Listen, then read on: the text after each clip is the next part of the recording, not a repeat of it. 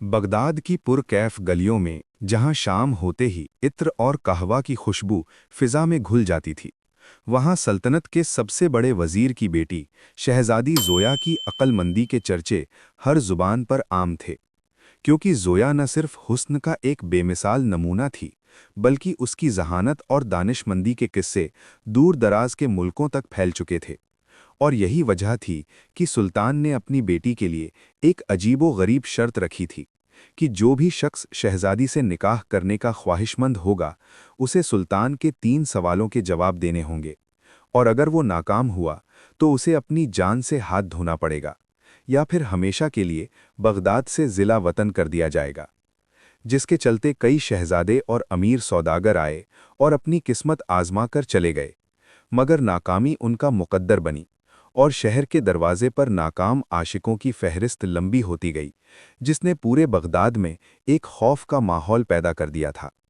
लेकिन उसी शहर के एक गुमनाम गोशे में ज़ैन नाम का एक नौजवान रहता था, जो ना तो किसी शाही खानदान से था और ना ही उसके पास सोने चांदी के ढेर थे, मगर उसके पास किताबों का खजाना और दुनिया को देखने का एक अलग नज़रिया था। ज़ैन ने जब सुना कि शहजादी ज़ोया की शादी के लिए ये शर्त रखी गई है, तो उसने अपने दिल में इरादा कर लिया कि वो इस चुनौती को कबूल करेगा, क्योंकि उसे अपनी अक्ल और इल्म पर पूरा भरोसा था और वो मानता था कि दौलत से इंसान कपड़े खरीद सकता है, मगर इज्जत और इल्म नहीं खरीद सकता। इसलिए एक सुबह जब सूरज की पहली किरण दजला नदी के पानी पर पड़कर चमक रही थी, ज़ैन ने अपने पुराने लेकिन साफ लिबास को पहना और शाही महल की तरफ चल पड़ा। रास्ते में उसे कई लोगों ने रोका और समझाया कि वो अपनी जान जोखिम में ना डाले, क्योंकि बड़े बड़े विद्वान और तजुर्बेकार लोग इस इम्तिहान में फेल हो चुके हैं।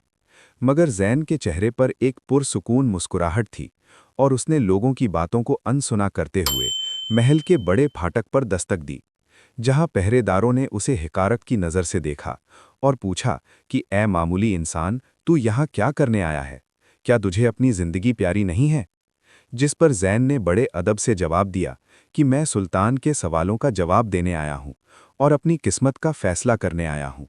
पहरेदारों ने उसका मजाक उड़ाया, मगर कानून के मुताबिक उन्हें उसे रोकने का हक नहीं था, इसलिए उन्होंने उसे अंदर जाने की इजाज़त दे दी। और जब ज़ैन महल के अंदर दाखिल हुआ, तो वहाँ की शानो शौकत देखकर एक पल के लिए दंग रह गया, जहाँ हर तरफ संगे मरमर के सुतून खड़े थे और छतों पर सोने की नक्काशी की गई थी। दरबारे आम में सुल्तान अपने तख्त पर जलवा अफरोज थे और उनके दाईं तरफ वजीर और बाईं तरफ विद्वानों की जमात बैठी थी, जबकि एक झीने हुए पर्दे के पीछे शहजादी ज़ोया बैठी थी, जो सब कुछ सुन सकती थी। ज़ैन ने आगे बढ़कर सुल्तान को सलाम किया और कहा कि ए सुल्तान आलीशान, मैं आपके सवालों का सामना करने के लिए हाजिर हुआ हूँ। सुल्तान ने उस नौजवान को ऊपर से नीचे तक देखा और सोचा कि ये मामूली सा लड़का क्या मेरे सवालों के आगे टिक पाएगा। उन्होंने गरजदार आवाज़ में कहा कि ए नौजवान, क्या तू जानता है कि अगर तू जवाब ना दे पाया तो तेरा अंजाम क्या होगा? ज़ैन ने गर्दन झुकाकर कहा, जी हाँ जहाँपनाह, मुझे हर शर्त मंजूर है। बस मेरी एक गुजारिश है कि अगर मैं सही जवाब दे दूं तो मुझे मेरी हैसियत के हिसाब से नहीं, बल्कि मेरी काबिलियत के हिसाब से तौला जाए। सुल्तान ने मुस्कुराते हुए हामी भरी और दरबार में खामोशी छा गई। हर शख्स की नज़र ज़ैन पर थी और लोग आपस में खुसुर-फुसुर करने लगे कि ये लड़का आज अपनी मौत को दावत देने आया है। तभी सुल्तान ने अपना हाथ उठाया और पहला सवाल पूछने का इशारा किया।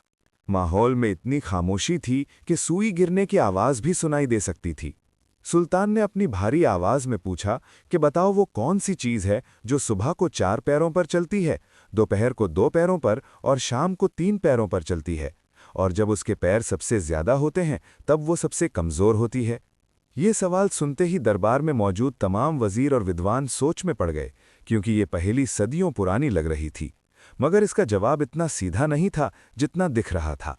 ज़ैन ने गहरी सांस ली और सुल्तान की आंखों में देखते हुए कहा कि जहाँपनाह, ये सवाल बड़ा ही गहरा है, मगर इसका जवाब हमारी अपनी ज़िंदगी में छुपा हुआ है।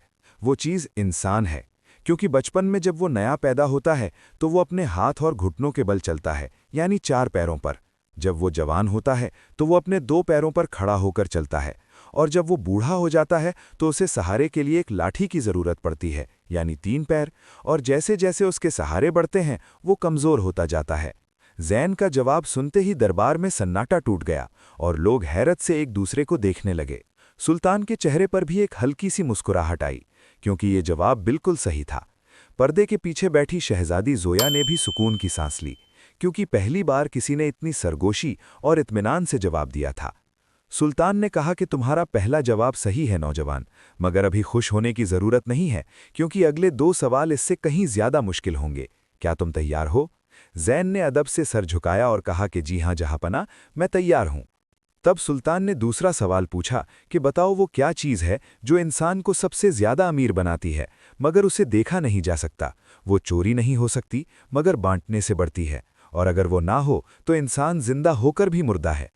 इस सवाल ने दरबार में फिर से बेचैनी पैदा कर दी।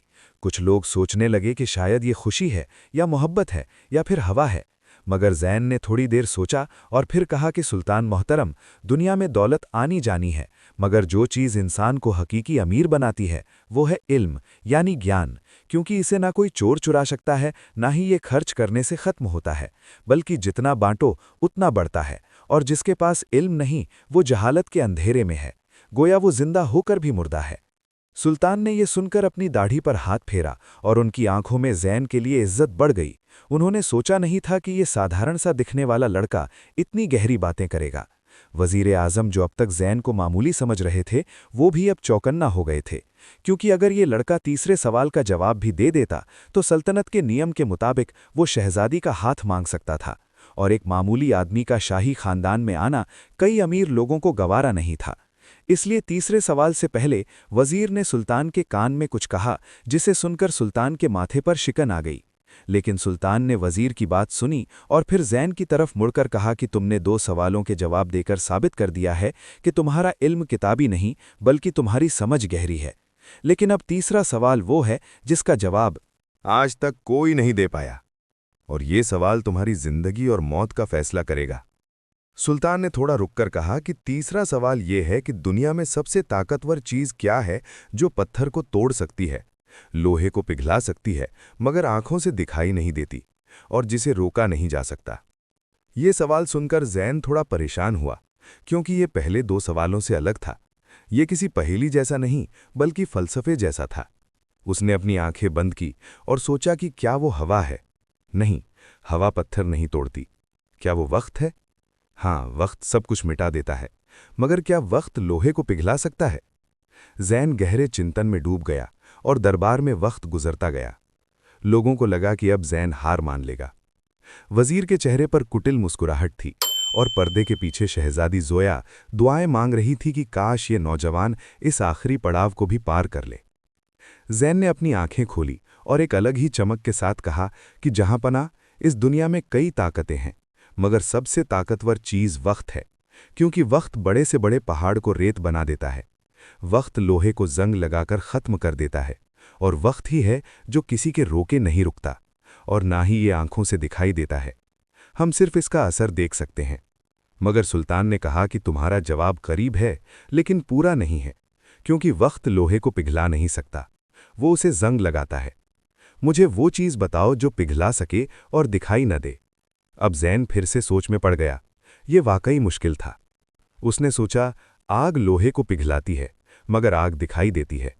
पानी पत्थर को तोड़ता है, मगर पानी दिखाई देता है।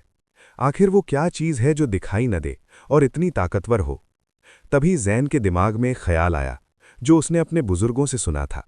उसने सुल्तान की तरफ देखा और कहा कि जहाँपनाह, अगर वक्त सही जवाब नहीं है तो फिर दुनिया में सबसे ताकतवर चीज़ इरादा और उम्मीद है। मगर भौतिक रूप से अगर देखा जाए तो वो मोहब्बत या नफ़रत का जज्बा हो सकता है। लेकिन सुल्तान ने सर हिलाया और कहा कि नहीं, मुझे ठोस जवाब चाहिए। ज़ैन का माथा पसीने से भीगने लगा था। उसे लगा कि वो अब हार जाएगा। तभी उसकी नज़र दरबार में जल रही एक मशाल पर पड़ी, और फिर खिड़की से आ रही हवा पर, और फिर उसे याद आया कि कैसे सूरज की गर्मी बिना दिखे भी सब कुछ पिघला सकती है। उसने कहा, सुल्तान, क्या वो हरारत यानी गर्मी है जो दिखाई नहीं देती मगर लोहे को पिघला देती है? सुल्तान ने कहा, गर्मी महसूस होती है और आग का रूप है, ये भी पूरा सच नहीं है। अब जैन को लगा कि वो फंस गया है। तीसरा सवाल वाकई में एक जाल था जिसमें वो उलझ चुका था। दरबार में मुरमुराहट बढ़ने लगी और पहरेदार अपनी तलवारें सीधी करने लगे, क्योंकि शर्त के मुताबिक नाकामी का मतलब मौत था। और जैन की खामोशी ने दरबार में मौजूद हर शख्स की धड़कन बढ़ा दी थी। दरबार में मौत का साया गहराता जा रहा था और जल्लाद की नंगी तलवार की चमक ने वहां मौजूद हर शख्स का खून खुश्क कर दिया था, क्योंकि सुल्तान की खामोशी इस बात का ऐलान थी कि जैन का वक्त अब खत्म हो चुका था। और शहजादी जोया पर्दे के पीछे अपनी मुट्ठियां भींच बैठी थी। उसकी आंखों में बेबसी के आंसू थे, क्योंकि उसे पहली बार कोई ऐसा शख्स नजर आया था जो न सिर्फ अक्लमंद था बल्कि निडर भी था। मगर तीसरा सवाल एक ऐसी पहेली थी जिसने बड़े बड़े विद्वानों की जुबान पर ताले लगा दिए थे।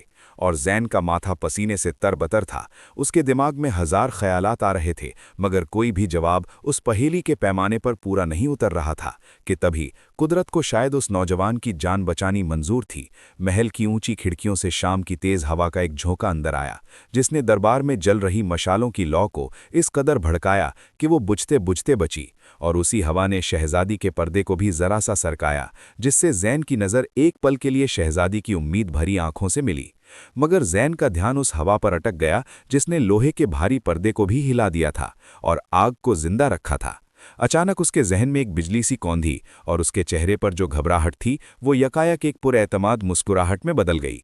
उसने अपना सर उठाया और सुल्तान की आंखों में आंखें डालकर कहा कि जहां पन्हा, मुझे मेरा जवाब मिल गया है। सुल्तान ने हाथ के इशारे से जल्लाद को रुकने का हुक्म दिया और कहा, बयान करो नौजवान, मगर याद रहे ये तुम्हारा आखिरी मौका है। जैन ने गहरी सांस ली और बुलंद आवाज में कहा कि सुल्तान आलीशान, वो ताकतवर चीज जो दिखाई नहीं देती, जिसे रोका नहीं जा सकता, जो पत्थर को काटकर रेत बना देती है और जो लोहे को पिघलाने की सलाहियत रखती है, वो कोई और नहीं बल्कि हवा है। दरबार में एक बार फिर सन्नाटा छा गया, मगर इस बार ये सन्नाटा हैरानी का था।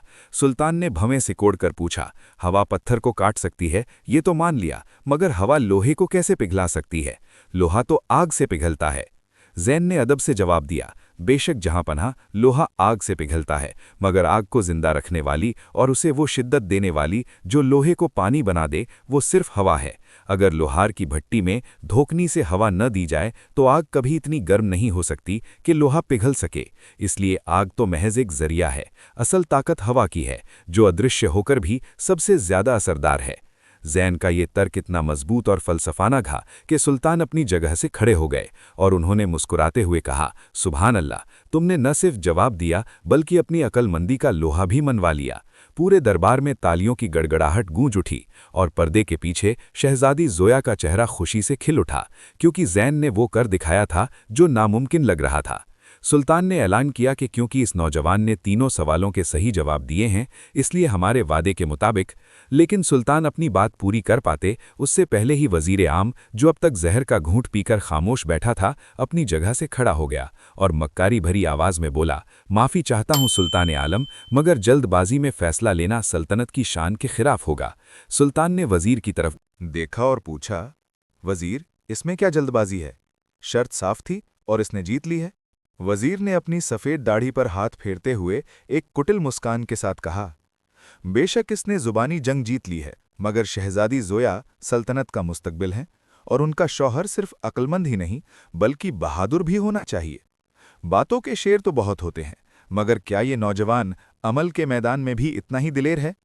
सुल्तान सोच में पड़ गए, क्योंकि वजीर की बात में वजन था। उन्होंने पूछा, तो तुम्हारी क्या तजवीज़ है?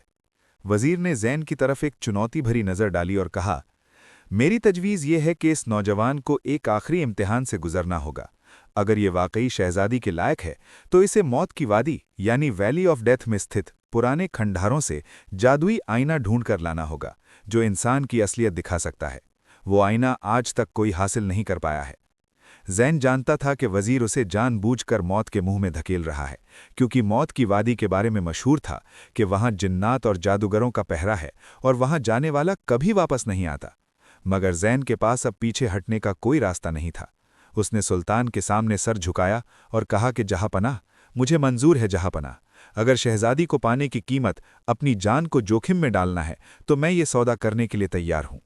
सुल्तान ने उसे इजाज़त दे दी और जैन को 3 दिन की मोहलत दी गई कि वो आईना लेकर लौटे, वरना उसे हमेशा के लिए शहर बदर कर दिया जाएगा। अगली सुबह जब शहर अभी नींद की आगोश में था, जैन अपने घोड़े पर सवार होकर बगदाद के दरवाजे से बाहर निकला। उसका रुख उत्तर की तरफ था, जहां वीरान रेगिस्तान और काले पहाड़ उसका इंतजार कर रहे थे। सफ़र बेहद दुश्वार था। तपती धूप और रेत के तूफानों ने उसका रास्ता रोकने की कोशिश की, मगर जैन का इरादा चट्टान की तरह मजबूत था। 2 दिन के लगातार सफ़र के बाद वो एक ऐसी जगह पहुंचा जहां ज़मीन का रंग काला था और हवाओं में एक अजीब सी मनहूसियत थी। यही मौत की वादी थी, जहां खामोशी भी चीखती हुई महसूस होती थी। वहां उसे एक पुराना खंडहर दिखाई दिया, जो शायद सदियों पहले किसी बादशाह का महल रहा होगा, मगर अब वहां सिर्फ चमगादड़ और सांपों का बसेरा था। जैन ने मशाल जलाई और खंडहर के अंदर दाखिल हुआ। अंदर का नज़ारा दिल दहला देने वाला था। दीवारों पर अजीबोगरीब चित्र बने हुए थे और हर कदम पर उसे ऐसा लगता था कि कोई उसका पीछा कर रहा है। अचानक उसे एक विशाल दरवाज़ा दिखाई दिया, जिस पर एक ताला लगा था और उस पर लिखा था, वो जो सच देखने की हिम्मत रखता है वही इसे खोल सकता है। जैन ने ताले को गौर से देखा। उस पर कोई चाबी लगाने की जगह नहीं थी, बल्कि एक पहेली खुदी हुई थी। जैन समझ गया कि ये ताकत से नहीं बल्कि अक्ल से खुलेगा। उसने अपनी अक्ल का इस्तेमाल किया और पहेली सुलझा दी। दरवाज़ा एक भारी आवाज़ के साथ खुला और सामने एक चबूतरे पर वो जादुई आईना रखा था, मगर आईने के चारों तरफ आग का एक दायरा था और आईने की रखवाली एक खूंखार साया कर रहा था, जो इंसान नहीं बल्कि धुएं और आग से बना कोई जिन लग रहा था। जिन ने गरजदार आवाज में कहा, ए आदमजाद, तूने यहां आने की जुर्रत कैसे की? जो भी इस आईने को हाथ लगाता है वो भस्म हो जाता है। जैन डरा नहीं। उसने अपनी कमर से वो खंजर निकाला जो उसे उसके पिता ने दिया था, मगर उसे पता था कि लोहे का खंजर जिन पर असर नहीं करेगा। उसने जिन की आंखों में देखा और कहा, मैं यहां लड़ने नहीं आया हूं, मैं यहां सच को हासिल करने आया हूं, और सच की हिफाजत करना तुम्हारा फर्ज है, मगर उसे छुपाना नहीं। जिन हंसा और बोला, सच बहुत कड़वा होता है, क्या तू उसे बर्दाश्त कर पाएगा? जैन ने कहा, जिसने मौत को इतना करीब से देखा हो उसके लिए सच से ज्यादा कड़वा कुछ नहीं। जिन ने उसकी बहादुरी देखी और कहा, ठीक है, मगर इस आग को पार करने के लिए तुझे अपनी सबसे कीमती चीज की कुर्बानी देनी होगी। जैन सोच में पड़ गया कि उसके पास कीमती क्या है। उसके पास न धन था न दौलत। फिर उसे एहसास हुआ कि उसकी सबसे कीमती चीज उसकी अना यानी ईगो और उसका डर है। उसने अपनी आंखें बंद की और अपने दिल से हर तरह का डर और घमंड निकाल दिया और निडर होकर आग में कदम रख दिया।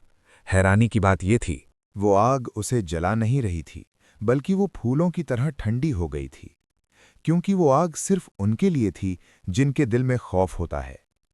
जैन ने आगे बढ़कर आईना उठा लिया। आईना बहुत पुराना था, मगर उसमें एक अजीब सी चमक थी। जैसे ही उसने आईना उठाया, पूरा खंडहर हिलने लगा और छत से पत्थर गिरने लगे। जिन ने चिल्लाकर कहा, भागो नौजवान, ये जगह अब गिरने वाली है, क्योंकि सच को कैद नहीं रखा जा सकता। जैन ने आईना सीने से लगाया और पूरी ताकत से बाहर की तरफ भागा। उसके पीछे दीवारें गिर रही थीं और धूल का गुबार उठ रहा था। वो बाल बाल बचा और बाहर निकलकर खुली हवा में सांस ली।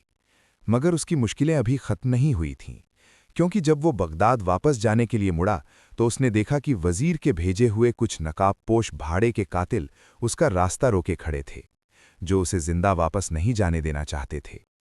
अब जैन को सिर्फ अपनी अक्ल ही नहीं बल्कि अपनी तलवार का भी जौहर दिखाना था।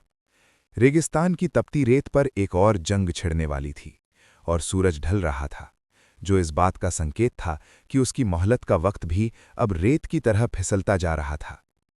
रेगिस्तान की उस वीरान शाम में, जब सूरज की आखिरी किरणें रेत के टीलों को खून की तरह लाल कर रही थीं, जैन के सामने मौत एक बार फिर खड़ी थी, क्योंकि वजीर के भेजे हुए 6 नकाबपोश कातिलों ने उसे चारों तरफ से घेर लिया था और उनकी नंगी तलवारें इस बात की गवाही दे रही थीं कि उनका मकसद लूटपाट नहीं बल्कि सिर्फ जैन की जान लेना था। मगर जैन के पास अब खोने के लिए कुछ नहीं था सिवाय उस सच के जिसे वो अपने सीने से लगाए खड़ा था। उसने अपने घोड़े की लगाम कसकर पकड़ी और दूसरे हाथ में अपनी शमशीर तान ली। फिजा में एक तनाव था जो तूफान से पहले की खामोशी जैसा था। अचानक एक कातिल ने हमला किया, मगर जैन ने फुर्ती से झुककर वार बचाया और अपनी तलवार के एक ही वार से उसे घोड़े से नीचे गिरा दिया। ये देखकर बाकी कातिल भी उस पर टूट पड़े, मगर जैन ने अपनी अक्ल का इस्तेमाल यहां भी किया। उसने देखा कि ढलता हुआ सूरज उसके पीछे है और दुश्मन के सामने, तो उसने अपनी ढाल की जगह उस जादुई आईने का इस्तेमाल किया। जैसे ही सूरज की किरण उस तिलिस्मी आईने पर पड़ी, उससे निकलने वाली तेज रोशनी ने दुश्मनों की आंखों को चुंधिया दिया और वो कुछ पल के लिए अंधे हो गए। इसी मौके का फायदा उठाते हुए जैन ने अपने घोड़े को एड़ लगाई और घेरा तोड़कर बिजली की रफ्तार से वहां से निकल भागा। कातिलों ने उसका पीछा किया, मगर जैन का घोड़ा, जिसे अपने मालिक की जान की कीमत पता थी, हवा से बातें करने लगा। जैन जानता था कि उसका असली इम्तिहान तलवार से लड़ना नहीं, बल्कि वक्त से रेस लगाना है, क्योंकि अगर वो सूरज पूरी तरह डूबने से पहले दरबार नहीं पहुंचा तो उसकी जीत भी हार में बदल जाएगी और शहजादी जोया हमेशा के लिए उस मक्कार वजीर की साजिश का शिकार हो जाएंगी। रास्ता लंबा था और जैन का शरीर थकान से चूर चूर हो रहा था। उसके कंधे से खून बह रहा था, जहां एक तीर ने उसे छू लिया था, मगर उसने रुकने का नाम नहीं लिया। उधर बगदाद के शाही महल में बेचैनी अपने उरूज पर थी। दरबार खचाखच भरा हुआ था, मगर खामोशी ऐसी थी कि जैसे कोई मातम छाया हो। सुल्तान बार बार खिड़की की तरफ देख रहे थे, जहां सूरज अब शितज में डूबने ही वाला था। वजीर आम के चेहरे पर जीत की चमक थी। उसने सुल्तान के कान में कहा, जापना, लगता है वो नौजवान अपनी नादानी की कीमत अपनी जान देकर चुका आया है। अब आपको और इंतजार नहीं करना चाहिए और शहजादी के मुस्तकबिल का फैसला मेरे बेटे के हक में कर देना चाहिए। सुल्तान ने गहरी आह भरी और पर्दे की तरफ देखा, जहां शहजादी जोया का दिल डूब रहा था। वो जानती थी कि जैन अगर जिंदा होता तो जरूर आता। सुल्तान ने मायूस होकर हाथ उठाया ताकि वो दरबार बर्खास्त करने का ऐलान कर सके कि तभी महल के मुख्य द्वार पर एक जोरदार शोर हुआ और पहरेदारों की चीखें सुनाई दी। इससे पहले कि कोई कुछ समझ पाता, दरबार के भारी दरवाजे एक धमाके के साथ खुले और वहां जैन खड़ा था, धूल और खून में सना हुआ, मगर उसका सर अब भी फख्र से ऊंचा था और उसके हाथ में वो जादुई आईना कपड़े में लिपटा हुआ था। जैन को जिंदा देखकर वजीर का चेहरा पड़ गया, जैसे किसी ने उसके पैरों तले जमीन खींच ली हो। दरबार में एक शोर मच गया, वो आ गया, वो जिंदा है। जैन ने लड़खड़ाते कदमों से तख्त की तरफ बढ़ना शुरू किया और सुल्तान के कदमों में आईना रखकर कहा, जहांपना, मैं अपना वादा निभाकर वापस आया हूं। ये रहा वो आईना जो न सिर्फ चेहरा दिखाता है, बल्कि इंसान की नीयत और उसकी रूह का सच भी बयान करता है। सुल्तान की आंखों में खुशी के आंसू आ गए। उन्होंने जैन को उठाया और गले लगा लिया, मगर वजीर ने अपनी आखिरी चाल चली। वो चीखा, ये झूठ है, ये कोई जादुई आईना नहीं है, ये तो बाजार से खरीदा हुआ मामूली कांच का टुकड़ा है। ये नौजवान सुल्तान को गुमराह कर रहा है, मैं इसे अभी साबित कर सकता हूं। वजीर ने तेजी से आगे बढ़कर आईने पर से कपड़ा हटा दिया ताकि वो साबित कर सके कि ये साधारण आईना है। मगर जैसे ही वजीर की नज़र उस आईने में पड़ी, एक खौफनाक मंजर सामने आया। आईने में वजीर का चेहरा वैसा नहीं दिखा जैसा वो था, बल्कि उसमें काले नाग की शक्ल दिखाई दी, जिसके मुंह से जहर टपक रहा था, और उसके पीछे वो सारे गुनाह और साजिशें परछाई बनकर डोल रही थीं जो उसने सल्तनत को हड़पने के लिए रची थीं। दरबार में मौजूद हर शख्स ने आईने में वजीर का ये असली और घिनौना रूप देखा। यहाँ तक कि सुल्तान भी दहशत में आ गए, क्योंकि ये आईना सच दिखाता था, और सच ये था कि वजीर इंसान की शक्ल में एक शैतान था। वजीर डर के मारे पीछे हटा और चीखा, नहीं, ये जादू है, ये काली विद्या है। मगर अब बहुत देर हो चुकी थी। सुल्तान का चेहरा गुस्से से लाल हो गया। उन्होंने गरज कर कहा, तो ये है तुम्हारी असलियत, जिसे तुम बरसों से वफादारी के निकाब के पीछे छुपाए बैठे थे। इस आईने ने आज दूध का दूध और पानी का पानी कर दिया है। सुल्तान ने तुरंत पहरेदारों को हुक्म दिया, गिरफ्तार कर लो इस गद्दार को और इसे उसी काल कोठरी में डाल दो जहां इसने बेगुनाहों को सड़ाया है। वजीर को जंजीरों में जकड़कर घसीटते हुए दरबार से ले जाया गया और उसके जाते ही दरबार की फिजा से जैसे सारा जहर धुल गया हो। सुल्तान ने जैन की तरफ देखा और कहा, ए नौजवान, तुमने न सिर्फ मेरी बेटी को हासिल किया है, बल्कि आज तुमने मेरी सल्तनत को भी एक बहुत बड़े खतरे से बचाया है। तुम सिर्फ दामाद बनने के नहीं, बल्कि इस तख्त के वारिस बनने के भी लायक हो। फिर सुल्तान ने शहजादी की तरफ इशारा किया और पर्दा हटा दिया गया। शहजादी जोया अपनी जगह से उठीं और उन्होंने अपनी मोतियों की माला उतारकर जैन के गले में डाल दी, जो इस बात का इकरार था कि उन्होंने जैन को अपना शौहर कबूल कर लिया है। पूरा बगदाद उस रात जश्न की रोशनी में नहाया रहा। हर घर में दिए जलाए गए और गरीबों में मिठाइयाँ बांटी गईं। जैन, जो कल तक एक मामूली सा पढ़ने लिखने वाला नौजवान था, अपनी अक्ल, हिम्मत और सच्चाई के बल पर आज बगदाद का सबसे सम्मानित शख्स बन गया था। और वो जादुई आईना जिसे जैन इतनी मुसीबतें उठाकर लाया था, उसे शाही खजाने में नहीं बल्कि शहर के बीचों बीच रखवाया गया, ताकि हर आने जाने वाला उसमें अपना चेहरा देख सके और याद रख सके कि बाहरी खूबसूरती तो वक्त के साथ ढल जाती है, मगर अंदर की सच्चाई और नीयत ही इंसान की असली पहचान होती है। और इस तरह जैन और जोया की कहानी ने साबित कर दिया कि दुनिया की सबसे बड़ी ताकत तलवार नहीं बल्कि इल्म और सच्चा किरदार है, जो पत्थर को भी मोम कर सकता है और किस्मत की लकीरों को भी बदल सकता है।